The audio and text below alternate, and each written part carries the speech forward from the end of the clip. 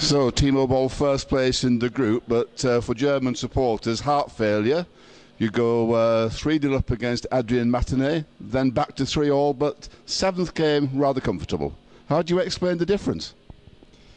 Yeah, in the beginning, Adrien played not so well, I had the feeling, and then I lost a little bit my concentration. I go from the fifth gear to the fourth, and this is dangerous against him. I think he's maybe the biggest fighter in the whole tour, and I had to knew it, that he will continue to fight and that he's going to improve during the game. And this was dangerous situation because the whole game changed, and it was important for me to have a good start in the seventh set. Otherwise I could lose this match, and this would be really disappointing.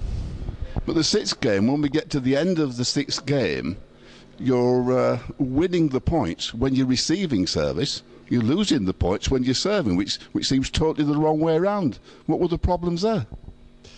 Yeah, I had a little bit the same problem like in the Olympics. My serve went a little bit too long in the end, and then you have not so much confidence, you give not so much spin on the ball, and then your service is going to be a disadvantage. So this is dangerous, but in the end I make again a better service, and this was the key maybe.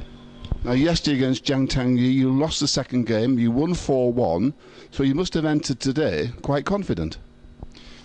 Yeah, it's a good result to win this group. It was not an easy group for me, and this gave me a lot of confidence for the quarterfinal, but yeah, now everything can happen. Well, first place in the group, and of course twice winner of this tournament, Timo Boll, Germany.